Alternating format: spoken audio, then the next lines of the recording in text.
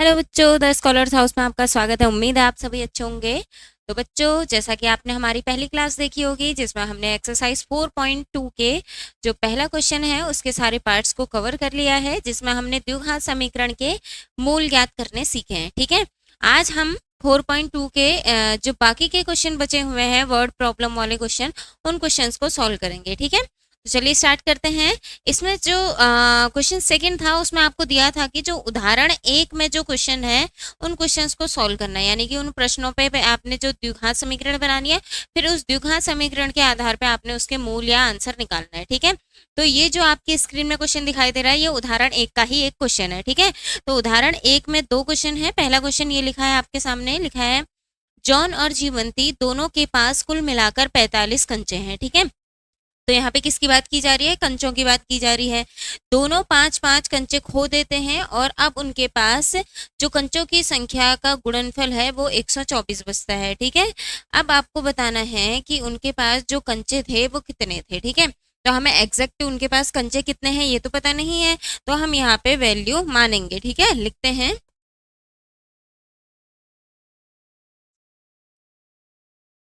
लिखेंगे माना जॉन के पास कंचे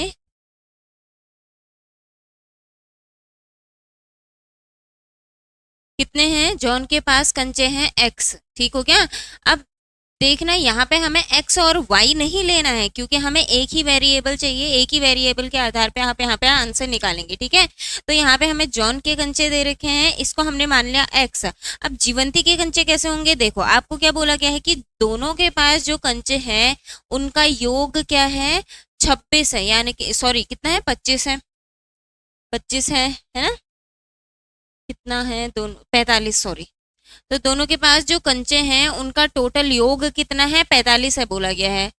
कुल मिलाकर 45 कंचे हैं। ठीक है, तो दोनों के पास जो कंचे हैं वो कुल कितने कंचे हैं? 45 कंचे हैं। अब हमने कहा जॉन के पास कितने हैं? जॉन के पास x हैं, तो जीवंती के पास कितने होंगे? ये 45 में से इसको घटा दोगे, 45 में से अगर x को घटा दोगे, ये x इधर जाएगा, यहाँ पे टर्म हमें नहीं पता है, तो पहला x को इधर ले जाएंगे तो 45 माइनस x, यानी कि ये जीवंती के निकल जाएंगे, है ना? तो इसको इस तरीके से लिख सकते हैं हम। ठीक है, तो हमारे पास जॉन के कंचे कितने हैं? x हैं, तो जीवंती के पास कंचे कितने हो जाएंगे? जीवंती के पास जो कंचे होंगे वो कितने होंगे? 45 में से जॉन के कंचों को माइनस कर दोगे तो यहाँ से हमें जीवंती के कंचे मिल जाएंगे। ठीक है, समझ में आया? यहाँ पर तक आपको समझ में आया? अब इस क्वेश्चन में और क्या दिया गया है? अब क्या बोला गया है कि ये दोनों, यानी कि इसके पास x कंचे थे, जॉन के पास x कंचे हैं, और जीवंती के पास 45 माइनस x, यानी कि जो टोटल कंचे थे उसमें से x को घटा दिया तो वो जीवंती के पास निकल गए। अब आपको बोला गया है कि वो दोनों क्या कर देते हैं? 5-5 कंचे खो देते हैं, उनसे 5-5 कंचे खो जाते हैं, तो हमारी संख्या क्या बनेगी? यहाँ पे लिख देते हैं,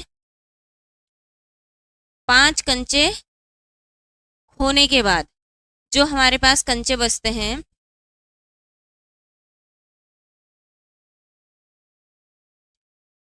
जो जॉन के कंचे होंगे वो कितने होंगे?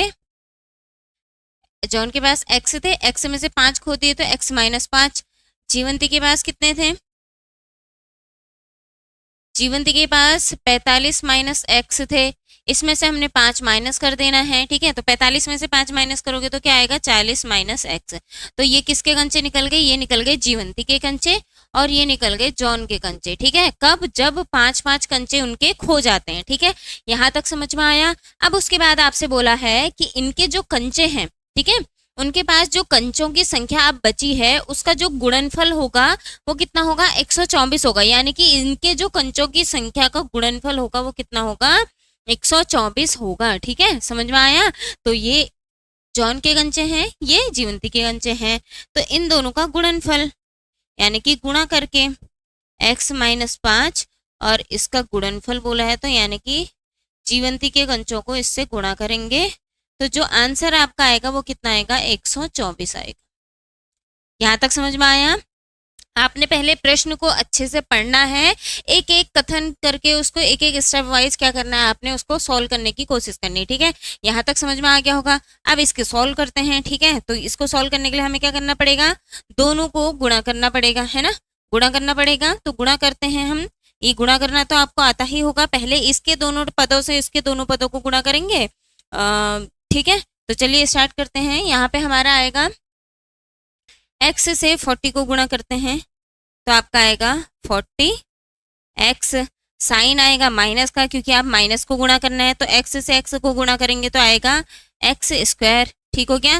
फिर इसके बाद ये 5 से 40 को गुणा करना है, तो 5 से 40 को गुणा करोगे तो 5 चक्को 20 यानी कि 200 ये आएगा। फिर 5 से x को गुणा करना है तो क्या आएगा आपका, 5 से x को गुणा करोगे तो आएगा 5x। ठीक हो गया, समझ में आया। अब हमें क्या करना है, इसको सॉल्व करना है नीचे को। ठीक है, इससे इसको गुणा किया तो 40x आया, इससे इसको गुणा किया तो आपका ये आ गया। ठीक है, 5 से इसको गुणा किया तो 200 आया -5 से, और -5 से -x को गुणा किया तो 5x आएगा। लेकिन यहाँ माइनस है, यहाँ भी माइनस है, तो माइनस माइनस प्लस होगा।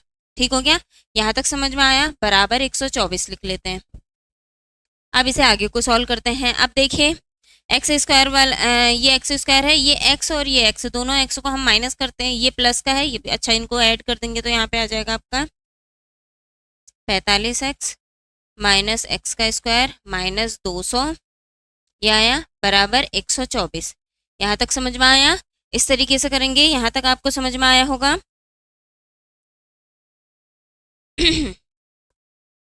ठीक है, अब हम क्या करते हैं, इस ये जो 124 यहाँ आपको दिखाई दे रहा है, इसको हम बराबर के इधर ले जाते हैं। ठीक है, तो अगर ये बराबर के यहाँ प्लस का है, इधर जाएगा तो ये माइनस का हो जाएगा, तो 45x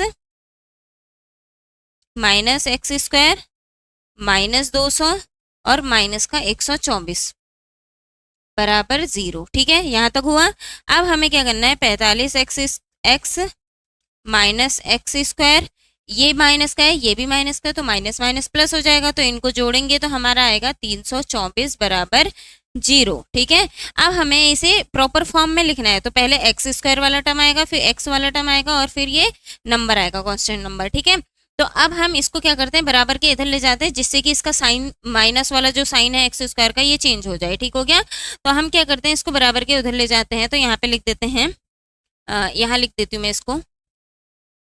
पहले एक्स स्क्वायर वाला टर्म लिखेंगे तो एक्स स्क्वायर प्लस का हो जाएगा, एक्स स्क्वायर। फिर इसके बाद ये एक्स वाला टर्म आएगा जो कि प्लस का है, इधर जाके माइनस हो जाएगा, यानी कि माइनस का 45x, और ये माइनस 324 ये माइनस का है, तो इधर जाके प्लस का हो जाएगा, यानी कि प्लस 324 बराबर का 0। यहाँ तक समझ में आया। ठीक है, तो इस तरीके से आप क्या करेंगे, यहाँ पर तक आपने समीकरण बना दी है। अब हमें क्या करना है, इनका मूल निकालना है। ठीक है, तो इनका मूल निकालने के लिए हम कौन सी विधि का इस्तेमाल करते हैं, तो इनका मूल निकालने के लिए हम गुणनखंड विधि का इस्तेमाल करते हैं। ठीक है, तो अब हमें क्या करना है, गुणनखंड विधि की मदद से इसको सॉल्व करना है। तो देखिए हम क्या करते हैं, ये जो नंबर लिखा है, जो अंतिम पद है और जो पहला पद है, इन दोनों को गुणा करते हैं, तो ये 324 है और इसके आगे कोई नंबर नहीं है, तो ये 1 हो गया। तो एक को 324 से गुणा करेंगे तो क्या आएगा, 324 ही आएगा, है ना। ये 324 आया, ये नहीं दिख रहा है यहाँ पे, इसके नीचे करके दिखा देती हूँ मैं यहाँ पे। ठीक है, तो 324 ये आया। अब हमें क्या करना है, इसके गुणनखंड निकालने हैं। अब कैसे गुणनखंड निकालने हैं, इसके दो ऐसे गुणनखंड निकालने हैं जिनको जोड़ने पे क्या आना चाहिए, 45 आना चाहिए। ठीक है, तो इसके दो गुणनखंड निकालने हैं जिनको जोड़ने पे 45 आना चाहिए। तो करते हैं, चलिए स्टार्ट करते हैं इसको। पहले 2 से करेंगे, 2 एकम 2, 2 छक्के 12, 2 दूना 4, फिर 2 अट्ठे 16, 2 एकम 2, और फिर आएगा ये तुम्हारा 3 से होगा, 3 दूना 6, 3 सत्ते 21, 3 नम 27, 3 तिया 9, 3 एकम 3। ठीक है, यहाँ तक हो गया। अब देखो इनको गुणा करके देखते हैं कि कोई नंबर हमारा बन रहा है जिसको जोड़ने पे 45 आए। तो यहाँ से देखिए 3 या 9 4 12 36। ठीक हो गया, यहाँ से अगर आपका इनको गुणा करते हैं तो यहाँ से आपको मिलता है 36। ठीक है, इनको गुणा करके 36 मिलेगा और इसको गुणा करके मिलेगा आपको 9। और 36 और 9 को अगर आप जोड़ते हो तो आपको मिलता है 45। ठीक है, तो इस तरीके से इसके जो दो गुणनखंड मिले वो हमें क्या मिले, 36 और 9, क्योंकि इन्हें जोड़ने पे क्या आता है 45, तो हमें 45 चाहिए, इसलिए यहाँ पे हम इसके दो गुणनखंड लेंगे जो कि होगा 36 और 9। ठीक है, तो समझ में आया होगा किस तरीके से पहले इसका गुणनखंड निकालेंगे, फिर इसके हिसाब से, ठीक है, जो नंबर आपको निकालना है जोड़ के या घटा के, जो भी नंबर निकालना है उसके हिसाब से आप इसको बनाओगे। ठीक है, तो यहाँ पे हमें दो नंबर मिले 36 और 9, जिन्हें जोड़ के क्या आ रहा है 45 आ रहा है, और गुणा करके 324 आता है। तो इसके जो हम गुणनखंड लेंगे वो लेंगे 36 और 9। ठीक है, तो अब इसको सॉल्व करते हैं। तो यहाँ पे आएगा हमारा एक्स स्क्वायर माइनस, इसकी जगह पे हम क्या लिख सकते हैं 36 प्लस 9। ठीक है, ब्रैकेट के अंदर x प्लस 324। अब ब्रैकेट खोलेंगे, ब्रैकेट खोल के हमारा आएगा एक्स स्क्वायर माइनस 36 का x, और प्लस माइनस माइनस होता है तो माइनस का 9x। ठीक है, यहाँ तक समझ में आया। अब प्लस 324 ये आ गया। अब हमें क्या करना है, कॉमन लेके देखना है कि कोई वैल्यू हमें मिलती है। तो हम क्या करते हैं, यहाँ से अगर हम चाहे, हाँ यहाँ से x कॉमन ले लेते हैं। यहाँ से हम अगर x कॉमन लेते हैं तो यहाँ पे हमारे पास एक x बचेगा और अंदर बचेगा माइनस का 36, है ना। और यहाँ से हम क्या करते हैं, यहाँ से हम ले लेते हैं दोनों में से 9 कॉमन ले लेते हैं। क्या कॉमन लेते हैं, 9 कॉमन लेते हैं, तो अंदर यहाँ पे x बचेगा आपके पास, और ये प्लस माइनस माइनस होगा, और अगर 324 में से 9 बाहर चला गया तो अंदर आपके पास 36 बचेगा, क्योंकि 36 और 9 को गुणा करके क्या आता है 324 आता है। ठीक है, समझ में आया। तो यहाँ तक समझ में आ गया होगा आपको। अब हमें इसको सॉल्व करना है, तो यहाँ तक ये दोनों वैल्यू सेम मिल गई। अब हमारा एक मिला x माइनस 9 और एक मिला x माइनस 36। अब यहाँ से हम दोनों x के मान निकाल सकते हैं, तो चलिए करते हैं। तो x माइनस 9 बराबर 0 रखने पे जो हमें मान मिल रहा है x बराबर 9, इधर माइनस का है, इधर जाके हो जाएगा प्लस का। ठीक है, यहाँ तक समझ में आया। तो यहाँ अगर 9 आपका माइनस का है तो दूसरी साइड जाके क्या हो गया, प्लस का हो गया। अब ऐसे ही इस वाले को सॉल्व करते हैं। तो x माइनस 36 बराबर 0, 36 यहाँ माइनस का है तो बराबर की दूसरी साइड जाके क्या हो जाएगा, प्लस का हो जाएगा। तो x की वैल्यू आपको क्या मिल गई, 36 मिल गई। ठीक है, तो एक वैल्यू मिली है आपको 9, दूसरी वैल्यू मिली है 36। तो यानी कि जो हमारे जॉन के पास कंचे हैं वो टोटल कितने कंचे हैं, 9 कंचे हैं। ठीक है, तो जॉन के पास अगर 9 कंचे हैं तो जीवंती के पास कितने होंगे, 36 होंगे। कैसे, 45 में से अगर आप 9 को घटाओगे तो कितना आएगा, 36 ही तो आएगा, है ना। तो यहाँ से आपको जॉन और जीवंती दोनों के कंचों के बारे में पता चल गया है। ठीक है, तो समझ में आया। आई होप आप सभी को ये समझ में आया होगा। तो इस तरीके से आप इसको सॉल्व करेंगे। ठीक है,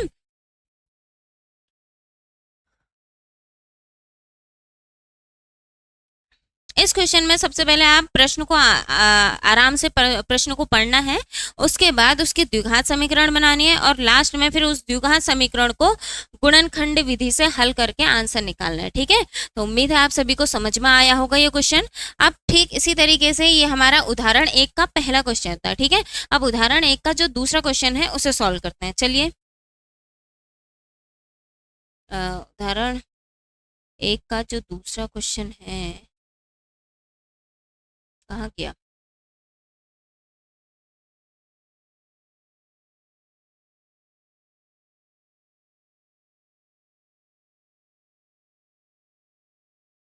ये वाला है।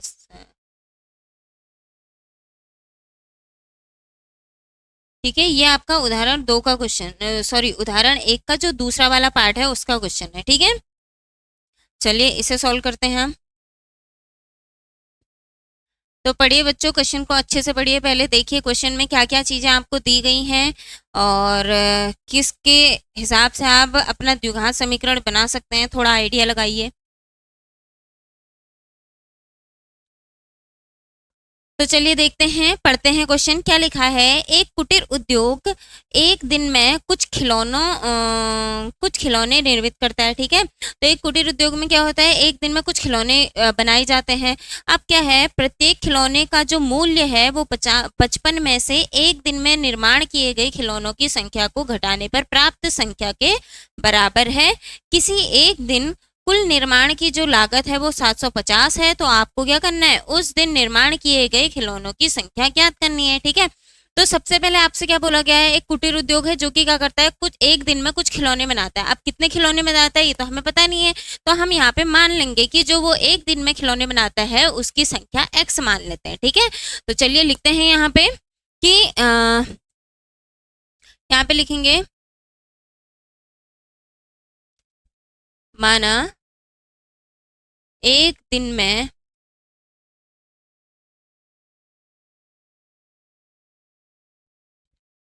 बनाए गए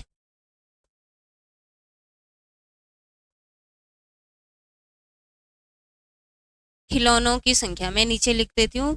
ठीक है, खिलौनों की संख्या, तो एक दिन में जो खिलौनों की संख्या है वो कितनी है हमें पता नहीं है, तो हमने यहाँ पे मान ली है जो कि कितनी है, x है। ठीक है, यहाँ तक समझ में आया। फिर आपको बोला है कि जो प्रत्येक खिलौने का मूल्य, अब हमें एक खिलौने का मूल्य भी निकालना है, तो प्रत्येक खिलौने का मूल्य कितना बोला है कि जो 55 रुपये है उसमें से एक दिन में बनाए गए पूरे खिलौनों की संख्या को क्या करना है, घटा देना है, तो आपको एक खिलौने की कीमत पता चल जाएगी। ठीक है, तो यहाँ पे लिख लेते हैं, तो एक खिलौने की कीमत बराबर एक खिलौने की कीमत। ठीक है, एक खिलौने की कीमत क्या होगी, की कीमत, तो जो एक खिलौने की कीमत है वो 55 में से, ये 55 है, 55 में से घटाना है किसको, जितने भी खिलौने एक दिन में बनाए जा रहे हैं उनकी संख्या को। तो एक दिन में बनाए जाने वाले खिलौनों की टोटल संख्या कितनी है, x है, तो 55 में से अगर हम x को घटा देते हैं तो यहाँ पे जो हमें संख्या मिलेगी वो एक खिलौने की कीमत होगी। ठीक है, समझ में आया। तो एक खिलौने की कीमत यहाँ से आपको पता चल गई। अब हमें लास्ट में एक लाइन और बोली गई है, क्या, अच्छा ये आपको यहाँ पे दिखाई नहीं दे रहा, इसको मैं नीचे लिख लेती हूँ। ठीक है, तो एक खिलौने की कीमत क्या है, 55 माइनस x। ठीक है, ये दिख रहा है। अब हमें क्या बोला है कि अगर जो एक दिन में खिलौने बनाए गए हैं उनकी कुल लागत बोली गई है। ठीक है, तो एक दिन में जितने भी खिलौने बनाए गए हैं इनकी कुल लागत कितनी है, खिलौनों की कुल लागत लिखेंगे यहाँ पे आप, ये सिर्फ एक दिन में बनाए जाने वाले खिलौनों की लागत है। ठीक है, खिलौनों की कुल लागत, जितने भी खिलौने बनाए गए हैं, भले ही 10 बनाए हो, 20 बनाए हो, 25 बनाए हो, जितने भी खिलौने बनाए हैं उन सभी की जो टोटल कीमत बनी है वो कितनी बनी है, 750 रुपये बनी है। ठीक है, समझ में आया। अब हमें क्या करना है, अब देखिए यहाँ पे एक कॉन्सेप्ट मैं आपको बता देती हूँ। अगर कभी आपसे कहा जाए कि एक पेंसिल का मूल्य अगर 5 रुपये है, ठीक है, एक पेंसिल का मूल्य अगर 5 रुपये है तो 10 पेंसिल का मूल्य कितना होगा, तो आपने ये पहले पढ़ा होगा कि अगर आपसे एक आर्टिकल का कीमत अगर आपको दिया होता है और उससे ज़्यादा आर्टिकल का कीमत पूछा जाता है तो हमेशा इनको मल्टीप्लाई करते हैं। किसे मल्टीप्लाई करते हैं, जो एक खिलौने की कीमत होगी या जो एक पेंसिल की कीमत होगी उसे करेंगे जितने पेंसिल का मूल्य आपने निकालना है उससे, यानी कि 5 को अगर आप 10 से गुणा करते हैं तो इसकी कीमत निकल जाएगी 50 रुपये। समझ में आया। तो इसी तरीके से आप यहाँ पे कर सकते हैं। देखो, एक दिन में बनाई गई खिलौने की संख्या आपको दी है और एक खिलौने की कीमत आपको दी है, तो आपको इनकी संख्या निकालनी है। तो लिखेंगे एक दिन में बनाए गए खिलौनों की संख्या को गुणा कर देंगे एक खिलौने की कीमत से। ठीक है, समझ में आया। आप करते हैं फिर यहाँ पे, तो एक दिन में बनाए गए खिलौनों की संख्या कितनी है, x है। अब यहाँ पे आप लिख देंगे प्रश्नानुसार, क्योंकि हमें यहाँ पे आप वो दिया गया है ना। अब यहाँ पे हमें समीकरण बनानी है, तो हमें जो खिलौने की कीमत दी है वो कितनी है, x है ना, सॉरी, खिलौने की संख्या हमें x है। अब हमें क्या करना है, कीमत निकालनी है इनकी। तो एक खिलौने की कीमत से इसको गुणा कर देंगे, तो गुणा 55 माइनस x। ठीक है, अब इनको गुणा करके जो कीमत बनेगी वो कितनी बनेगी, 750 रुपये बनेगी। ठीक है, समझ में आया, यहाँ तक समझ में आया। अब इसे सॉल्व करते हैं, तो x से इन दोनों को गुणा करेंगे, तो x से 55 को गुणा किया तो 55x आया, माइनस का साइन लगाएंगे, x को x से गुणा किया x स्क्वायर आया, और ये जो 750 है इधर है, इसको बराबर के इधर ले जाएंगे तो चलो पहले इसको ऐसे लिख देते हैं, बराबर 750 लिखते हैं। अब देखिए यहाँ पे जो एक्स स्क्वायर है माइनस का, ऐसे हमें प्लस का बनाना है तो इनको उधर ले जाते हैं वैल्यूज को, तो यहाँ आ जाएगा आपका एक्स स्क्वायर प्लस का हो जाएगा, और ये जो 55x 55x है ये प्लस का है तो इधर जाके माइनस का हो जाएगा, और ये आपका प्लस का ही रहेगा। ठीक है, तो ये बन गई आपकी द्विघात समीकरण। समझ में आया? यहाँ तक समझ में आ गया होगा। तो ये आपकी यहाँ पर द्विघात समीकरण बन चुकी है। अब इस द्विघात समीकरण को हमने गुणनखंड विधि से हल करना है। ठीक है, अब इसको मैं ऊपर वाले को रब कर देती हूँ यहाँ पे। ये आप सभी को समझ में आ गया होगा और आपने नोट भी कर लिया होगा, है ना। तो हमारे पास जो द्विघात समीकरण बन रही है उसको मैं ऊपर लिख लेती हूँ।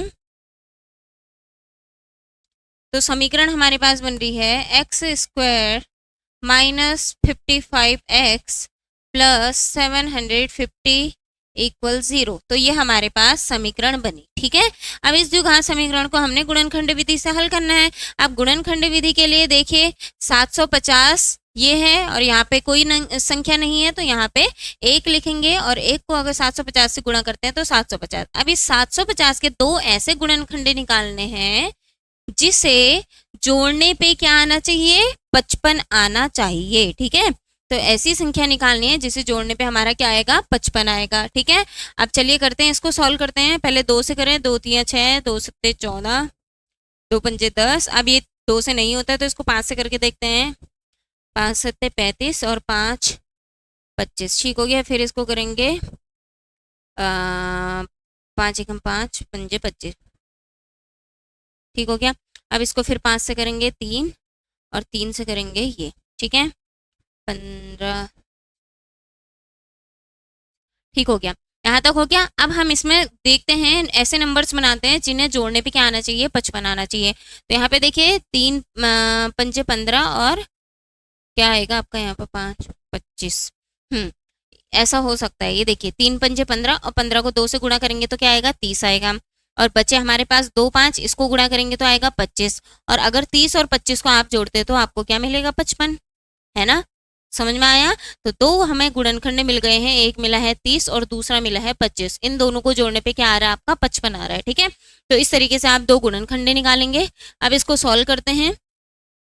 30 और 25 हमें गुणनखंड मिले हैं, तो लिखते हैं x square minus 30 plus 25 bracket close x plus 750। ठीक है, बराबर 0। अब इसको ब्रैकेट को खोल देते हैं, तो ब्रैकेट खोलेंगे तो आपको मिलेगा 30x और ये प्लस माइनस माइनस, ठीक है, माइनस का 25x प्लस 750 बराबर 0। यहाँ तक समझ में आया? अब इसमें हम कॉमन लेते हैं। ठीक है,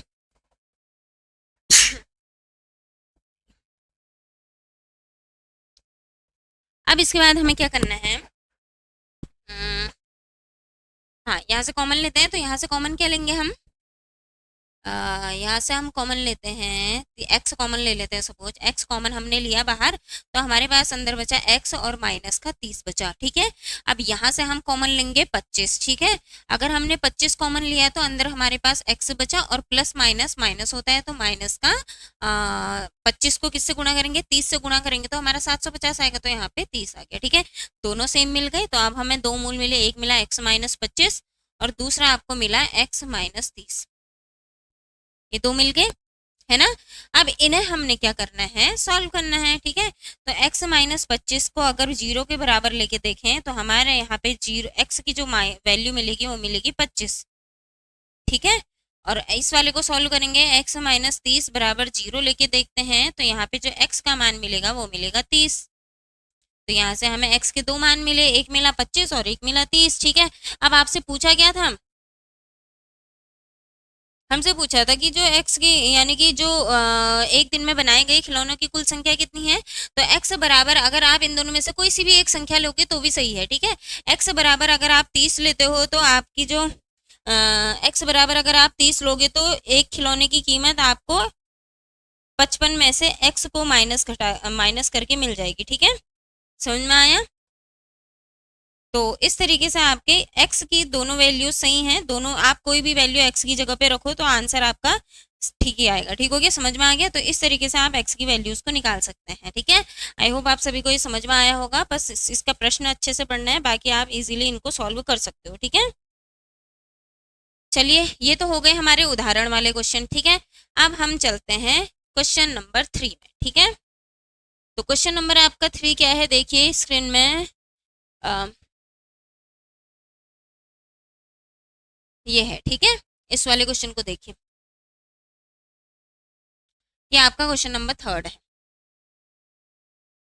तो क्वेश्चन नंबर 3 आपको क्या दिया गया है कि ऐसी दो संख्याएं ज्ञात कीजिए जिनका योग 27 है और गुणनफल 182 है। ठीक है, तो अब ये बहुत इजी क्वेश्चन है, आप इसको इजीली कर सकते हैं। तो यहाँ पे आपको दो संख्याएं दी है। ठीक है, संख्याएं आपको पता नहीं है तो हम यहाँ पे लिख लेते हैं, माना पहली संख्या x मान लेते हैं। ठीक है, और दूसरी संख्या कैसे आएगी,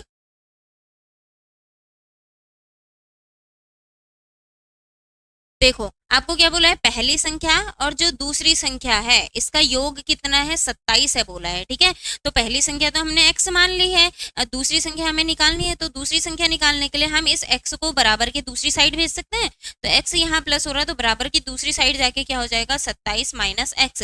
यानी कि पहली संख्या अगर x है तो दूसरी संख्या क्या हो जाएगी, 27 माइनस एक्स हो जाएगी। ठीक है, तो दूसरी संख्या यहाँ से मिल गई हमें 27 माइनस एक्स। ठीक है, समझ में आया। इस तरीके से अब हमें क्या बोला है, इन दोनों जो संख्याओं का गुणनफल है वो कितना दिया है, 182 दिया है। ठीक है, तो पहली संख्या है x और दूसरी संख्या है 27 माइनस एक्स। इन दोनों को गुणा करना है, गुणा करने पर जो आपका आंसर आएगा उसे हम बोलेंगे 182, वो आपका आंसर रहेगा। ठीक है, अब इसको गुणा कर देते हैं, तो x से 27 को गुणा करेंगे तो 27x आएगा, माइनस का x से x को गुणा करेंगे तो x स्क्वायर आएगा बराबर 182। अब इसको एक साइड करते हैं तो x स्क्वायर हो जाएगा, ये प्लस का है तो माइनस का 27x और ये प्लस का 182 बराबर 0। बस बन गई हमारी द्विघात समीकरण। अब इस द्विघात समीकरण को हल करना है। तो देखिए यहाँ पे 182 है, यहाँ पे कोई संख्या नहीं है यानी कि 1, यानी कि 182 के गुणनखंड करने पड़ेंगे हमें। तो 182 के गुणनखंड करते हैं, यहाँ से 2 9 में 18, 2 एकम 2, यहाँ से 3 से हो गए, सॉरी 3 से नहीं होता है, किससे हो गए, 7 से होगा। ठीक है, 7 से होगा, 7 एकम 7, 3 21 और फिर 13 से हो जाएगा। ठीक हो गया। तो अब देखिए इसके क्या गुणनखंड, कैसे गुणनखंड देखना है हमें, ऐसे दो गुणनखंड निकालने हैं जिसको जोड़ने पर क्या आना चाहिए, 27 आना चाहिए। ठीक है, तो पहला तो हमें 13 मिला और दूसरा अगर आप इन दोनों को गुणा करते हो तो 14। ठीक है, तो 14 और 13 को अगर आप जोड़ोगे तो आपको 27 मिलेगा, मिलेगा ना। तो इसके दो गुणनखंड हम कौन कौन से ले लेते हैं, 14 और 13 ले लेते हैं। तो लिखते हैं यहाँ पे एक्स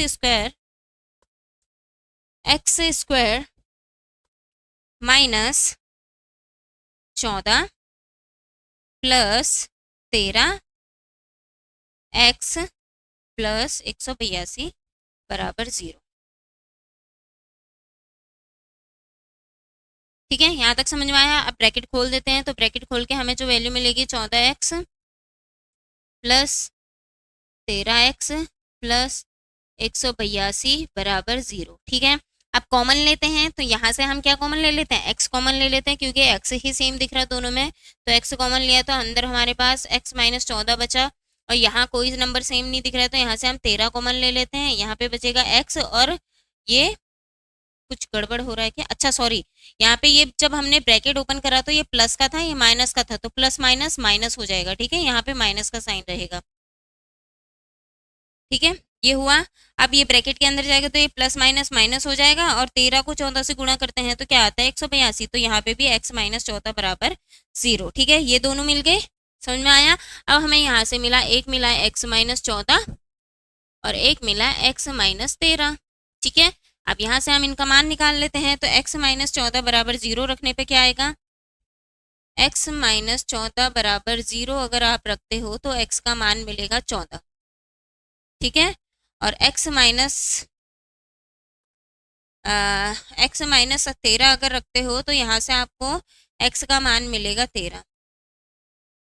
ठीक है, तो इस तरीके से हमें दो मान मिल गए हैं x के, एक मिला है 13 और एक मिला है 14। ठीक है, तो ये दोनों ही आंसर आपके सही रहेंगे। तो पहली संख्या हो गई आपकी 13 और दूसरी संख्या आप इसमें से माइनस करके भी निकाल सकते हो। ठीक हो गया, समझ में आया? तो इस तरीके से आपका ये क्वेश्चन रहने वाला है। ठीक है, तो आई होप आप सभी को ये समझ में आया होगा। आप इसको इस तरीके से सॉल्व कर सकते हैं। अब इसके बाद चलते हैं नेक्स्ट क्वेश्चन में। नेक्स्ट क्वेश्चन देखिए हमारा क्या है, ये भी इसी तरीके का है, थोड़ा मिलता जुलता है। ठीक है, तो इसमें आपको दो क्रमागत संख्याएं दी गई हैं। आप ठीक है, तो आपको दो क्रमागत संख्याएं दी हैं। तो इसमें भी हम क्या करते हैं, माना पहली संख्या x से लिख लेते हैं, तो दूसरी संख्या क्या हो जाएगी, क्रमागत संख्याएं क्या होती हैं आपको बता दो। जैसे कि ये 10 लिखा है, तो 10 के बाद क्या आता है, 10 + 1 = 11 आता है ना। और अगर 12 लिख दो तो 12 + 1 क्या होता है, 13 होता है। यानी कि 12 और 13 क्रमागत संख्या, 10 और 11 क्रमागत संख्या। ऐसे ही आप +1 करके किसी भी क्रमागत संख्या ही बना सकते हैं। तो यहाँ पे हमारी पहली संख्या x है, तो इसके बाद वाली संख्या क्या हो जाएगी, x + 1, है ना। तभी तो ये दो क्रमागत संख्याएं बनेंगी। ठीक है, तो पहली संख्या हमारी x हो गई, तो दूसरी संख्या हमारी x + 1 हो गई। ठीक है, अब हम इसे सॉल्व करते हैं। आगे क्या दिया गया है हमें क्वेश्चन में, इन दोनों के वर्गों का जो योग है वो 365 है। ठीक है, वर्गों का योग, ये है पहली संख्या इसका वर्ग, और ये है दूसरी संख्या इसका वर्ग, और इन दोनों का योग आपसे बोला गया है जो कि है 365। ठीक है, समझ में आया? अब इसे सॉल्व करते हैं। यह है आपका x²। इसको थोड़ा सॉल्व करने की जरूरत पड़ेगी, जो कि आपने पढ़ा होगा a + b का होल स्क्वायर वाला फॉर्मूला पढ़ा होगा। ठीक है, तो अगर आपने a + b का होल स्क्वायर फॉर्मूला पढ़ा है तो उसकी हेल्प से आप इसको सॉल्व करेंगे। तो a² होता है उसमें जो कि x है, b² होता है +1 का स्क्वायर, और फिर आता है 2ab, 2x, और b है आपका 1। ठीक हो गया, यहाँ से आपका आ गया 365। अब इसे सॉल्व करते हैं। तो ये x² ये दोनों जुड़ जाएंगे तो हमारे पास 2x² बचेगा। ठीक है, 1 का स्क्वायर आपको पता है 1 ही होता है, और इसे सॉल्व करेंगे तो 2 × 2 और x यानी कि 2x आएगा बराबर 365। ठीक है, अब हमें क्या करना है, ये जो 365 है इसको बराबर के इधर ले जाना है। तो 2x², और इनको एक सीक्वेंस में भी लिख लेते हैं। तो x² के बाद x वाला टर्म आएगा, तो 2x + 1। ये 365 इधर प्लस का है तो इधर जाके माइनस का हो गया, 365 = 0। अब 365 में से एक को घटाएंगे तो 300 क्या आएगा, 64। और कौन सा आएगा साइन, माइनस का कि प्लस का, बड़ी संख्या का। बड़ी संख्या माइनस की है तो माइनस का साइन आएगा, यानी कि 364। यह हमारी संख्या बन गई। समझ में आया? ठीक है, अब आप चाहो तो डायरेक्ट यहाँ से भी आप इसका गुणनखंडी निकाल के सॉल्व कर सकते हो, और दूसरा तरीका है, यहाँ आपको सब जगह 2 सेम दिख रहा होगा तो यहाँ से आप 2 कॉमन ले सकते हैं। तो अगर हम यहाँ से 2 कॉमन लें तो अंदर हमारे पास बचेगा x² + x, माइनस इसको 2 से गुणा करोगे तो 2 × 2 = 8, 16, 2 × 2 = 4 बराबर 0। ये हमें मिल रहा है। ठीक है, अब ये जो 2 कॉमन लिया था ये यहाँ गुणा हो रहा है, इधर जाएगा तो भागा होगा, और 0 से किसी भी नंबर को भाग करते तो 0 ही आएगा। ठीक हो गया, तो यहाँ पे जो हमें समीकरण मिलेगी वो क्या मिलेगी, x² + x - 182 बराबर 0। ये हमें समीकरण मिल गई है। ठीक है, समझ में आया? अब इस समीकरण को यहाँ सॉल्व करते हैं। तो समीकरण को सॉल्व करने के लिए देखिए, x है यहाँ पे 1 है और यहाँ 182 है, तो 182 को 1 से गुणा करेंगे 182 आएगा। अब 182 के भी हम यहाँ पे गुणनखंड निकाल के देख लेते हैं कि कौन कौन से गुणनखंड आएंगे। ठीक है, तो 2 × 18, 2 × 2, फिर इसको 3 से करेंगे, सॉरी 7 से करेंगे 13, फिर इसको 13 से करेंगे, तो इसके भी वही सेम बन रहे हैं।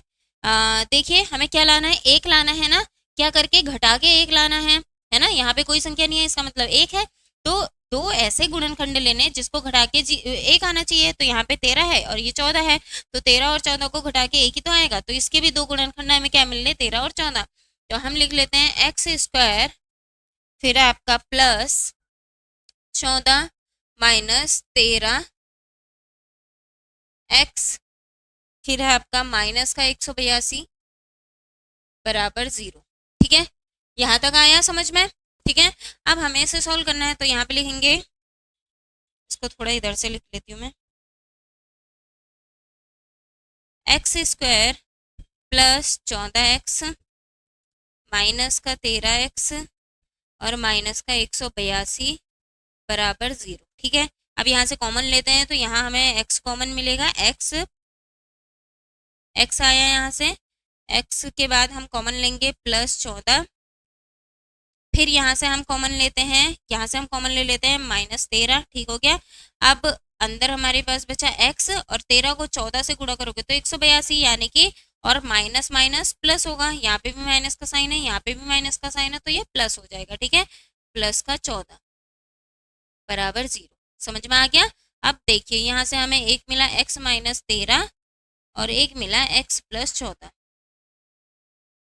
ठीक है। अब इन दोनों की मदद से हम आंसर निकालने की कोशिश करते हैं। तो पहले इसको 0 के बराबर रखते हैं, तो x -13 बराबर 0, तो x का मान आएगा, ये यहाँ माइनस हो रहा है, इधर जाके क्या हो जाएगा, प्लस हो जाएगा, यानी कि x का मान आ गया 13। एक जगह से तो आपको x का मान मिल गया 13, और दूसरी जगह से देखते हैं x + 14 बराबर 0, तो x यहाँ ये 14 प्लस हो रहा है, इधर जाके क्या हो जाएगा माइनस, यानी कि x बराबर -14। ये दो मान मिल गए। अब इन दोनों मान में से कौन सा मान सही है, कौन सा मान सही है, मान हमारा सही होगा 13। क्यों सही होगा, क्योंकि क्वेश्चन को एक बार ध्यान से पढ़िए, क्या लिखा है, दो क्रमागत धनात्मक पूर्णांक, ठीक है। कैसे पूर्णांक बोला है, धनात्मक पूर्णांक बोला है, तो इसका मतलब जो यहाँ पे पॉजिटिव नंबर है सिर्फ वही नंबर लोगे, जो ऋणात्मक संख्या है उसे नहीं लोगे, क्योंकि आपसे क्वेश्चन में धनात्मक बोला गया है। तो यहाँ पे देखिए अब हमारी संख्याएं मिल जाएंगी। अगर x बराबर आप 13 रखते हो तो दूसरी संख्या आपको क्या मिल जाएगी, 13 + 1 बराबर 14, है ना। तो दो संख्याएं मिल जाएंगी। तो यहाँ पे जो दो क्रमागत संख्याएं थी वो कौन कौन सी थी, एक थी 13 और दूसरी थी 14। तो हमारा सही जो आंसर है वो ये वाला है, ठीक है। इसको आप नहीं लिखोगे, क्यों नहीं लिखोगे, क्योंकि ये ऋणात्मक संख्या है। समझ में आया। तो इस तरीके से आप इस क्वेश्चन को भी सॉल्व करेंगे, ठीक है। तो उम्मीद है आप सभी को इस क्वेश्चन समझ में आ रहे होंगे, ठीक है। बस प्रश्न को अच्छे से पढ़ना है, समझना है, फिर ही आगे को उसको सॉल्व करना है, ठीक है। तो चलिए अब नेक्स्ट क्वेश्चन पे चलते हैं। नेक्स्ट क्वेश्चन देखिए क्या है आपका। नेक्स्ट क्वेश्चन है, नेक्स्ट क्वेश्चन कहाँ गया, ये वाला क्वेश्चन है नेक्स्ट, ठीक है। इसे करते हैं।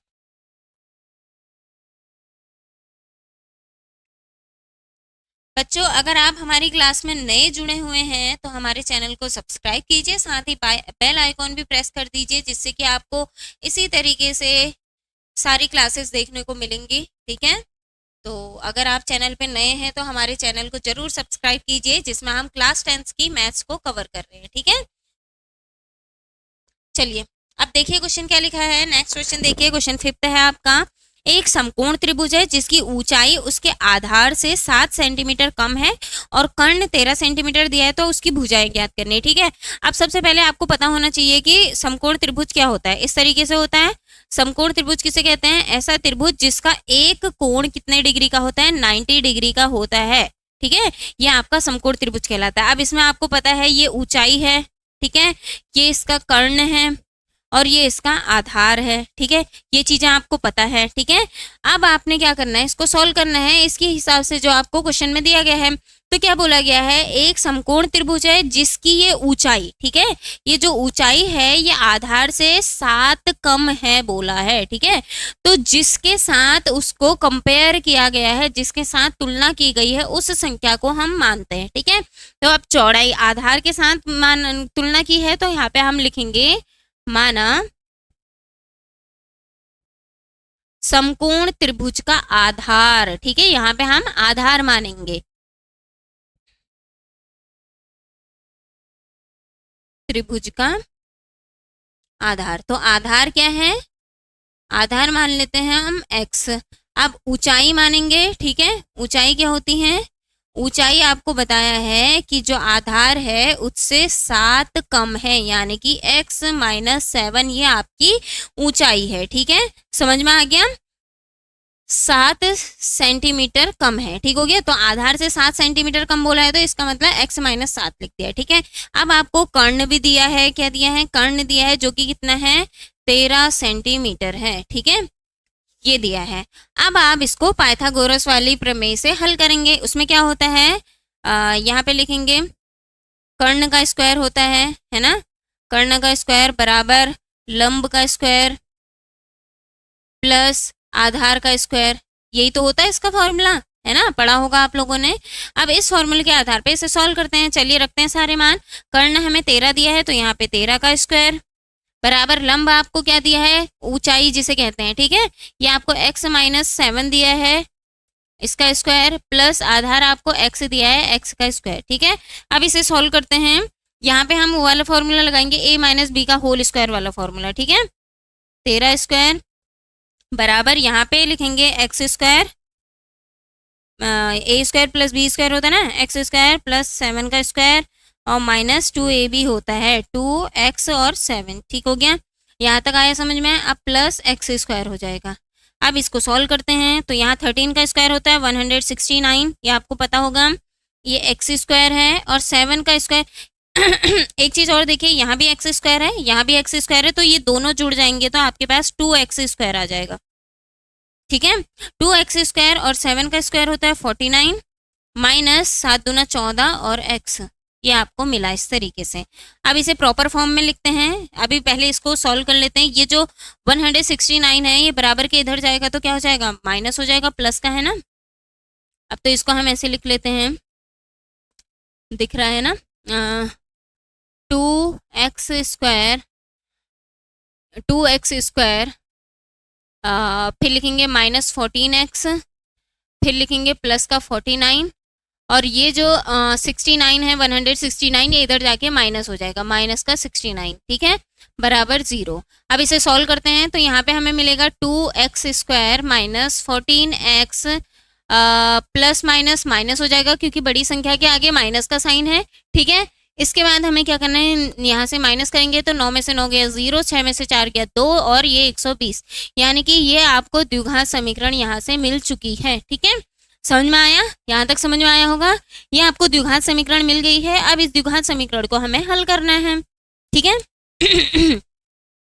तो मैं इसको यहाँ पे इधर साइड में हल कर लेती हूँ।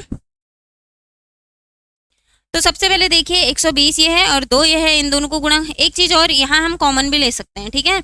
अब मैं इसको कहाँ पे सॉल्व करूँ, यहाँ पे स्पेस तो है नहीं, आप इसको जल्दी से नोट कर लीजिए या यहाँ पे देख लेते हैं। चलो यहाँ पे नोट कर लेती हूँ मैं इसको, यहाँ पे अगर आपको दिखाई दे रहा है तो, ठीक है, यहाँ पे देख लें। इसके बाद ये वाला स्टेप, ठीक है। यहाँ देखिए सब में से हम 2 कॉमन ले सकते हैं, यहाँ से 2 कॉमन ले सकते हैं, यहाँ से भी 2 कॉमन ले सकते हैं और यहाँ से भी 2 कॉमन ले सकते हैं।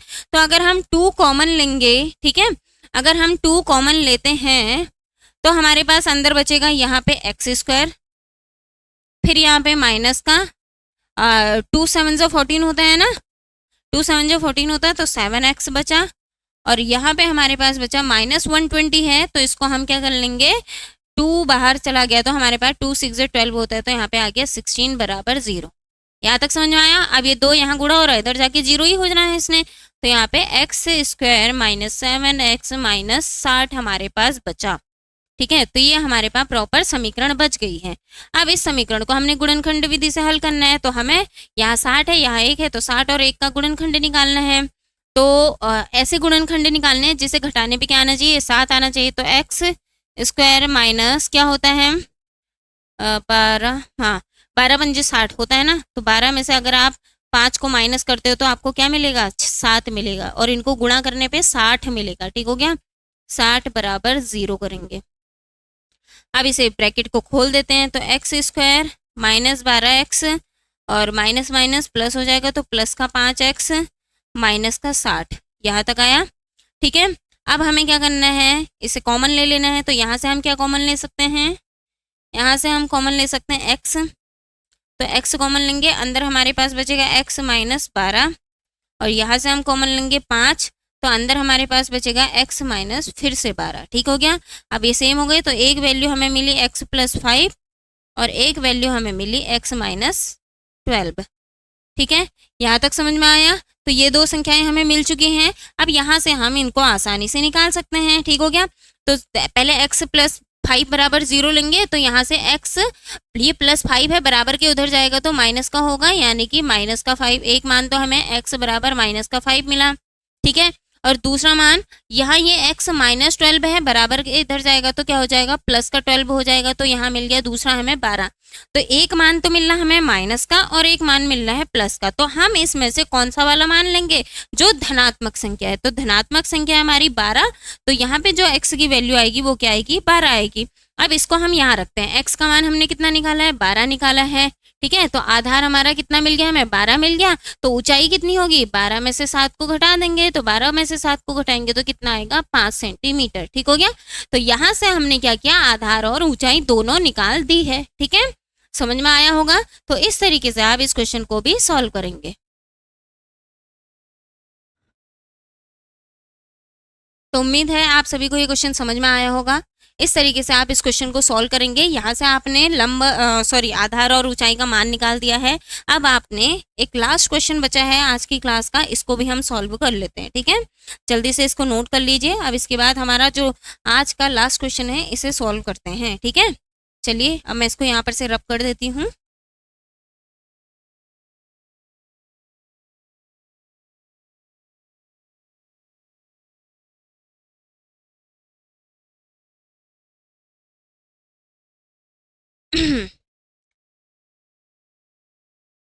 अब इसका लास्ट क्वेश्चन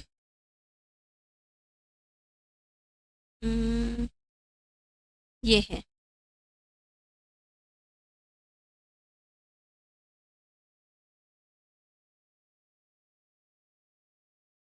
ठीक है। अब यहाँ पे इस क्वेश्चन को पढ़िए। एक कुटीर उद्योग एक दिन में कुछ बर्तनों का निर्माण करता है। अब यहाँ पे क्या बनाए जा रहे हैं, बर्तन बनाए जा रहे हैं। अब एक विशेष दिन में देखा गया कि प्रत्येक बर्तन की निर्माण की जो लागत है वो क्या है, उस दिन में निर्माण किए गए बर्तनों की संख्या के 2 गुने से 3 अधिक है, ठीक है। थोड़ा अटपटा सा क्वेश्चन दिया है लेकिन इसको हमें समझ के करना पड़ेगा, ठीक है। तो हमें यहाँ पे बर्तनों की संख्या नहीं पता है, तो हम यहाँ पे लिख लेते हैं कि एक दिन में जितने भी बर्तन बनाए गए हैं उनकी संख्या को हम मान लेते हैं x, ठीक हो गया। तो चलिए लिखते हैं, यहाँ पे लिखेंगे माना एक दिन में बनाए गए बर्तनों की संख्या,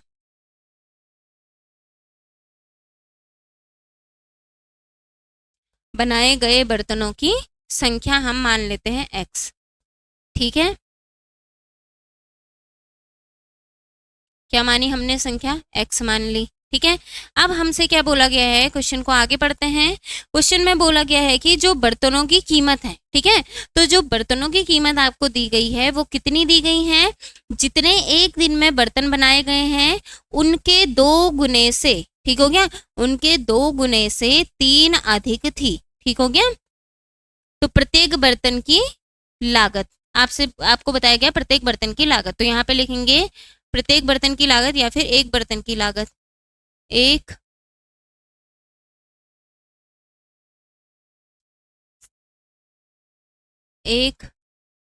अगर एक दिन में बनाए गए बर्तनों की संख्या ये है तो एक बर्तन की कीमत क्या होगी, एक बर्तन की कीमत या एक बर्तन की लागत क्या होगी, जो एक दिन में बर्तन बनाए गए हैं, कितने बनाए गए हैं x, इसके 2 गुने से बोला है तो 2 से गुणा करोगे, से कितना अधिक बोला है, 3 अधिक बोला है, तो ये आपकी हो गई एक बर्तन की लागत, ठीक है। समझ में आया। तो 2x + 3 हमारे एक बर्तन की क्या हो गई, लागत हो गई है। अब क्वेश्चन को नीचे को पढ़िए और क्या बोला गया है, यदि उस दिन की कुल निर्माण लागत, यानी कि उस दिन टोटल जितने भी बर्तन बनाए गए हैं उन सभी की जो कीमत है वो 50 रुपये है, तो आपको क्या बताना है कि प्रत्येक बर्तन की लागत कितनी होगी, ठीक हो गया। तो अब आपने क्या करना है, पहले यहाँ पे लिख देते हैं कुल लागत कितनी दी है, 90 रुपये दी है, कुल लागत दी है 90 रुपये। अब अभी आपने थोड़ी देर पहले जो उदाहरण 1 का सेकंड वाला क्वेश्चन किया था सेम उसी की तरह है ये, ठीक है। वहां पे मैंने आपको क्या बुलाया था, अगर एक वस्तु की कीमत 10 रुपये है तो 10 वस्तु की कीमत निकालने के लिए हम क्या करेंगे, न गुणा कर देंगे, यानी कि जितने एक वस्तु की कीमत है उसे जितनी वस्तुओं का हमें निकालना है उससे गुणा करेंगे।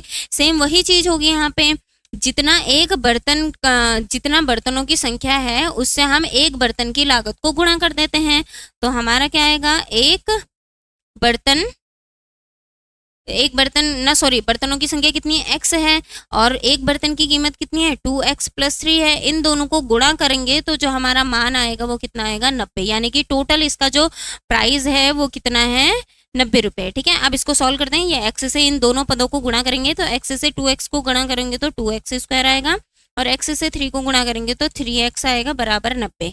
अब 90 इधर प्लस का है, इसको बराबर के इधर ले जाते हैं तो ये माइनस का हो जाएगा, तो 2x² + 3x - 90 ये आपको द्विघात समीकरण मिल चुकी है। अब इसको आपने द्विघात गुणनखंड विधि से हल करना है। ठीक है, तो चलिए इसको हल करते हैं हम।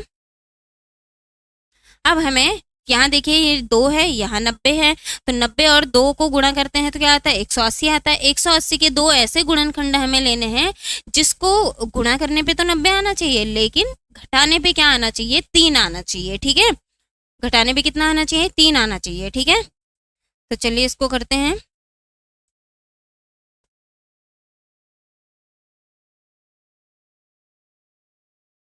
सॉरी, मैंने क्या बोला, ये 90 है और ये 2 है। 90 और 2 को गुणा करेंगे तो कितना आएगा, 180 आएगा, है ना। तो 180 के 2 गुणनखंडे निकालने हैं जिन्हें घटाने पे क्या आना चाहिए, 3 आना चाहिए। ठीक हो गया, तो कौन से गुणनखंड हो जाएंगे इसके, एक होता है 15 और एक होता है 12। आप जब गुणनखंडे करके देख लेना तो इसका आंसर आएगा 15 और 12। 15 और 12 को अगर आप गुणा करोगे तो 180 आएगा और घटाओगे तो 3 आएगा। ठीक है, तो हम इसके गुणनखंडे ले लेते हैं। क्या क्या मिले आपको, 15 और 12 मिला। ठीक है, यहाँ पे लिखते हैं 2x² + 15 - 12 ब्रैकेट बंद x - 90 बराबर 0, ये मिला। अब ब्रैकेट खोल देते हैं तो 2x² प्लस का 15x और ये प्लस माइनस माइनस का 12x - 90 बराबर 0। अब इसे सॉल्व करते हैं, ये प्लस का है, ये माइनस का है, इन दोनों को घटा, अरे सॉरी क्या कर रहे हैं, अब यहाँ से हम कॉमन लेते हैं। ठीक है, अब हम यहाँ से कॉमन लेंगे तो हमारा यहाँ से कॉमन आएगा, x कॉमन ले लेते हैं।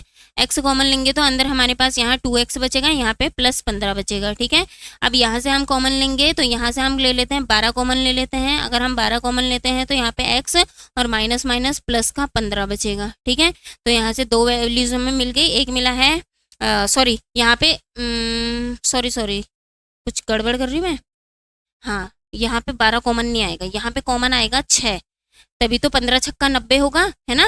और 15 छक्का 90 ये होगा, तो यहाँ पे 6 दूना 12, ये हमें ना ये दोनों सेम लानी होती हैं ये वैल्यूज। ठीक है, अगर ये दोनों सेम वैल्यूज नहीं आ रही हैं तो आपके क्वेश्चन में कहीं पे मिस्टेक हो रही है। तो यहाँ पे हमारी दोनों वैल्यूज सेम आ गई, ये भी 2x + 15 है, ये भी 2x + 15 है। ठीक है, तो अब यहाँ से हमें 2 मान मिल गए। एक मिला है आपको x - 6, एक मिला है आपको x - 6 और दूसरा मिला है आपको 2x + 15, ये 2 नंबर मिल गए। अब इन दोनों को एक बार 0 के इक्वल रख के सॉल्व कर लेते हैं। तो x - 6 बराबर 0, तो x का मान आ जाएगा इस तरफ से 6। ठीक है, तो यहाँ से तो हमारा x का मान कितना आ गया, 6 आ गया।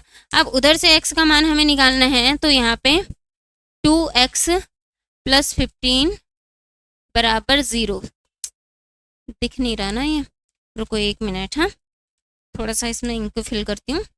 तो यहाँ पर से आपको x का मान निकालना है, एक बार जल्दी से निकालिए। 2x + 15 बराबर 0 की हेल्प से आप x का मान निकालिए। यहाँ से x का मान क्या मिलेगा आपको, तो देखिए ये जो +15 है ये बराबर के इधर जाएगा तो माइनस हो जाएगा, और 2 यहाँ गुणा हो रहा है उधर जाके भागा हो जाएगा, तो यहाँ पे जो हमें x की वैल्यू मिलेगी वो -15/2 मिलेगी। ठीक है, तो यहाँ से x की 2 वैल्यू क्या मिली, एक तो हमें 6 मिली, x का मान एक तो 6 मिल गया, और दूसरा हमें -15/2 मिल गया। ठीक है, तो अब भिन्न संख्या के रूप में तो इसकी लागत होगी नहीं, तो ठीक है, अगर हम इसको सॉल्व करते हैं तो पॉइंट में इसका आंसर आएगा, या फिर भिन्न के फॉर्म में वो भी निगेटिव आएगा। ठीक है, तो हम इसका ये वाला मान लेके चलते हैं। ठीक है, तो x बराबर आपका क्या आया, यहाँ पे 6 आया। यानी कि एक दिन में टोटल कितने बर्तन बनाए जा रहे हैं, 6 बर्तन बनाए जा रहे हैं।